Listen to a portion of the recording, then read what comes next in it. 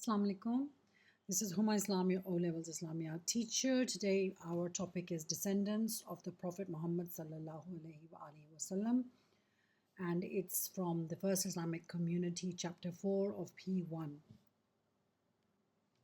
Now the sons of the Prophet sallallahu alaihi wasallam.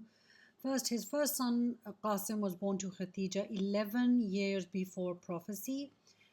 Tayyib died. He was also called Tayyib. His nickname was Tayyib. He died when he was able to walk. He died in infancy, in fact. Abdullah, then his second son was Abdullah, born to Khatija 2 years after prophecy. His nickname was Tahir. Abu Lahab called the Prophet Abtar at Abdullah's death. This is, remember, he was called Abtar when Abdullah died.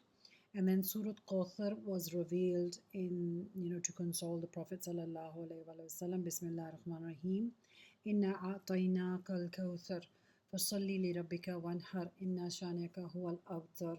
That no doubt Allah has blessed you with khair, blessings, abundance. So then pray to your Lord. In other words, offer salah to your Lord and sacrifice. And no doubt that your enemy, he will be roots cut off. And then he had a son, Ibrahim, born to Maria Qibtiya in 8 AH, but he also died in infancy. So the Prophet ﷺ had no male surviving son. Hazrat Zainab was the first daughter born to Khatija 10 years before prophecy after Qasim. She was married to Abul As, who was Khadija's nephew. She accepted Islam and was not allowed to migrate to Medina because her husband did not accept Islam at that time. The husband fought against Muslims in Badr and was taken as prisoner of war. Now Hazrat Zainab, she sent her own necklace as ransom to free her husband. And if you remember that the Prophet ﷺ, as soon as he sees the necklace of Khatija, because Khatija had given Zainab that as a gift, he began to cry, remembering Khatija. Abul As was freed on the condition of allowing Zainab to migrate. Why did they want Zainab to migrate? Because she was a Muslim and she was not allowed to migrate, and her in-laws and her husband did not allow her to migrate even though she was Muslim. And when she did finally, when Abul As agreed to send Zainab to Medina, when she was leaving for Medina, when the in-laws found out, they came and grabbed her and to try and stop her from leaving, and then she fell from her horse, and she also, as she was expecting, she miscarried her child. After Zainab's leaving, Abul As also converted after 3 years because he missed her so much, and it was difficult to live, and he finally accepted Islam. She had 2 children, son Ali and daughter Umama. It is said that Umama was the second wife of Ali bin Abi Talib after Fatima. During Fatima's life, Hazrat Ali married no other woman. And she died in 8 AH due to a wound inflicted at migration at the age of 30. So she was very young when she died. And because of that wound that was inflicted on her at the time of migration and she fell, she died at the age of 30. Hazrat Ruqayya, she was born in 601 AD. First marriage was to Utbah bin Abi Lahab. Remember, as a psychological persecution, opposition, what did Abu Lahab tell? He told his 2 sons to divorce the 2 daughters of the Prophet ﷺ. She was divorced on the insistence of Abu Lahab in 613 AD, 3 years into Islam basically. And then in 615, after 2 years, she was married to Uthman. They both migrated. They were the first to migrate to Medina. To Abyssinia. They had 1 son, Abdullah, who died at the age of 6. In the 10th year of prophecy, they came back from Abyssinia and then they migrated to Medina also. In Medina, Hazrat Ruqayya caught smallpox. And remember, there was one time that smallpox was incurable. She died on the 17th of Ramadan on 2 AH, exactly the same day that Yom al-Furqan of the Battle of Badr. She was aged 23. Uthman was relieved from his military duties in Badr. The Prophet ﷺ ordered Usman to stay back and not go for Badr because his wife was on her deathbed and he needed to look after her. And when she finally died, the Prophet visited her grave after getting back from the Battle of Badr. Then Kulthum, she was born in 603 AD. Her first nikah was to Utayba bin Abi Lahab. Again, remember Abu Lahab. He insisted his two sons, Utbah and Utayba, to divorce the two daughters of the Prophet Muhammad. So Kulthum was divorced on insistence of Abu Lahab in 1613 AD. She migrated to Medina with Sauda because remember this marriage, the nikah had taken place, but the marriage was not consummated. In other words, she had not gone to her husband's home yet. Migrated to Medina with Sauda after Ruqayya died. Remember, when did Ruqayya died? On the day of Battle of Badr. Died. She was married to Uthman. She had no children and she died in 9 AH. The Prophet conducted her funeral. Then Hazrat Fatima. She was born in 605 AD, born to Khadija 5 years before prophethood. And remember, it's the same Fatima who cleaned the goat entrails from the Prophet's back. That is something special to remember about Hazrat Fatima. She migrated to Medina with Sauda, and she was married to Ali bin Abi Talib in 2 AH after Badr. During his marriage with Fatima, Hazrat Ali did not marry anyone else. All the marriages that he did perform were after the demise of Hazrat Fatima. Both faced poverty like all the other muhajirs. In other words, they did not get special treatment just because they were the son-in-law and the daughter of the Prophet Muhammad ﷺ. At Uhud, Hazrat Fatima attended to the wounded. She was called Zahra, the Shining One. She had 3 sons, Hassan, Hussein, and Mohsin. Some people claim that Mohsin died in infancy, and some people say that he died while he was still in his mother's stomach as a miscarriage. And she had 2 daughters, Zainab and Kulthum. Before leaving for a journey, we've heard it so many times, that the Prophet ﷺ would meet her before leaving for a journey, and on arrival back, he would also go to meet her first. She died in 11 AH, 6 months after the Prophet ﷺ. Now, a few hadiths about Hazrat Fatima. Fatima is a part of me. Whatever upsets her upsets me, and whatever harms her harms me. It's a hadith from Muslim. Then another hadith about Fatima. Allah's Messenger sallallahu alaihi wasallam said, Fatima is a part of me, and who makes her angry makes me angry. Once Hazrat Ali questioned the Prophet sallallahu alaihi wasallam, who is more dearer to you? The Prophet answered, she is dearer to me than you, and you are dearer to me than her. It's a technical answer. Okay, remember Hazrat Ali was also raised in the Prophet's household from the age of 2. So that's why Hazrat Ali was also as dear to the Prophet as Fatima was. Now, amongst the descendants of the Prophet ﷺ are the grandsons of the Prophet ﷺ. Hassan was born on the 1st of Ramadan in 3 AH. The Prophet named him Hassan, the Beautiful One. The Hassan was often seen playing in the Prophet's lap. We have many hadiths which narrate in which Hassan was playing with him. He was 8 years old when the Prophet passed away. And then Hassan was martyred in 50 AH in Medina.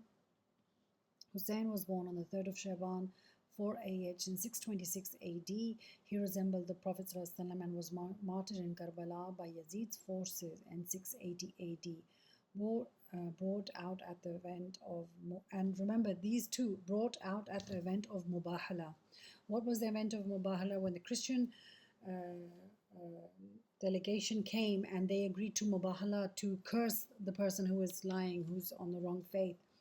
When the Prophet ﷺ came out, he brought Fatima, Ali, Hassan and Hussein. And when the Christians saw the faces of these 5 people, including the Prophet ﷺ, they refused to indulge in Mubahala, to curse each other, because they said if they would have cursed us, there would have been no Christian left on this earth. Now, a detailed Imam Hassan 625 AD, he was born. He was the son of Fatima and Ali. He was born on 1st of Ramazan in 3 AH. The Prophet was the one who named him Hassan. In Hebrew, he was named as Shabar. Shabar means handsome. He had a miraculous memory and learnt the Quran at a very young age. The Prophet ﷺ, holding him on his shoulders, said, "O Allah, I love him, so I beseech you to love him." If you're answering a question about Hazrat Hassan and Imam Hussein, you will mention these hadiths in your work. He was 8 years old when the Prophet ﷺ passed away. 6 months later, his mother also passed away, so he was raised by Hazrat Ali. Ali raised him according to the Quran and Sunnah. Because we all know that Hazrat Ali was also raised in the household of the Prophet, he was the most closest to the Prophet, so he raised his children as closest to the Quran and Sunnah. At Usman's besiege, in other words, the siege of his house, Hassan was sent to provide water and food and was injured during the process. In mid-20 to 30, during Caliphate of Ali, he fought in wars with Hazrat Ali. He took care of the Batul Mal during Hazrat Ali's Caliphate. The 21st of Ramazan, he was declared the Khalifa by consent of 40,000 people in Kufa. In other words, after Hazrat Ali, people voted for him to be the next Khalifa. Muawiyah, the governor of Syria, opposed his Khilafat and insisted his abdication. Abdication means to step down from Khilafat. He gathered his forces to encounter Hassan. Muawiyah gathered his forces to encounter Hassan, and also Hassan was also attacked by the Kharijites. Remember, the Kharijites are the same people who deserted Hazrat Ali's army.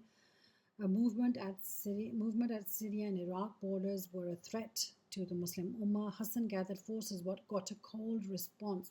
People were scared basically of Muawiyah's government and the Kharijites. Faiths were weak at that time. Only a few followers were with him. So Hassan agreed to a peace treaty with Muawiyah to save Muslim bloodshed because it was going nowhere basically. The remaining life of Hazrat Hassan, he contributed to teaching and training of the Quran and Hadith to Muslims. His wife Joda poisoned him in 50 AH. It is said that his wife poisoned him after being incited by Muawiyah. It was a plot by Muawiyah. Why did Muawiyah want him dead? Because even not in office, Hassan had a great influence on the Muslims because he was religiously and spiritually up to the mark and, exemplary in his actions. He was martyred and buried in Jannatul Baqi. He was a living example of his father Ali and grandfather. In other words, his actions were replica to his grandfather and his father. Then there's a hadith from the Prophet ﷺ, "He who has loved Hassan and Hussein has loved me, and he who has hated them has hated me." So all those people, it was referred to all those people who hated Hassan at that time and came up against him, the Kharijites and the forces of Muawiyah. Imam Hussein, 626 AD, second son of Fatima and Hazrat Ali. He was born on 3rd of Shaban in 4 AH, 1 year after Hassan. He is also called the Sayyid al-Shuhada, the chief of the martyrs, because the Prophet ﷺ predicted his martyrdom. After Hassan, Imamat was his responsibility. He was 46 years old. His Imamat lasted for 10 years, and he was 56 years old when he was martyred. Last 6 months of his Imamat coincide with Yazid's caliphate. Hussein resembled the Prophet ﷺ. Anas narrated, "There was no one resembling the Prophet than Hussein." You can add this to your work. There's another hadith that you can add to your work. "Hussein is from me and I am from Hussein. Hussein minni wa ana min Hussein." In 60 AH, Muawiyah died and he nominated his son Yazid as the next caliph. All ordered to pay allegiance to Yazid. But Yazid was un-Islamic. Everything wrong, everything against Islam was present in him. He was batil, he was evil. Hussein did not give allegiance to Yazid. Of course, Hussein would never have given allegiance to Yazid because Hussein was the epitome of righteousness, epitome of piety. He was example, he was this living example of Islam. He was the identity of Islam. How could he pay allegiance to someone who was anti-Islam, who was evil? He left, Hussein left Medina for Mecca to save bloodshed because Yazid forced his soldiers to go to Medina and take Bai'at from Yazid by force. Why was it so important for Hussein to take allegiance, pay allegiance? Because many Muslims were influenced by Hussein, and if Hussein paid allegiance, then all of the Muslims would have done too. But Hussein could never have done that. It was impossible.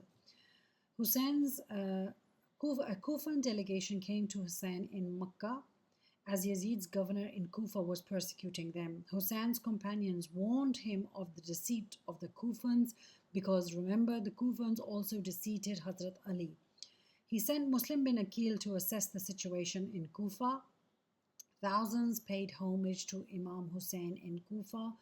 Muslim wrote to Imam Hussein, in other words, Muslim sent a letter back to Imam Hussein that the environment here, they're all in favor of you. You can always come here and we'll be safe. After the letter was dispatched, the Muslims learnt of the Kufan's treachery. The governor of Kufa got Muslim bin Aqil killed. In other words, the Kufans did not give protection to Muslim bin Aqil and he was killed. Imam Hussein had already left from Mecca to Kufa.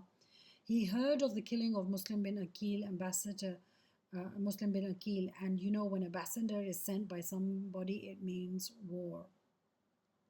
A large number of his companions started to desert him. In other words, people started to leave because they knew they were going to have to face Yazid and Muawiyah's army. Many soldiers were sent to stop Hussein and bring him to Damascus. Why Damascus? Because it was where Yazid's court was.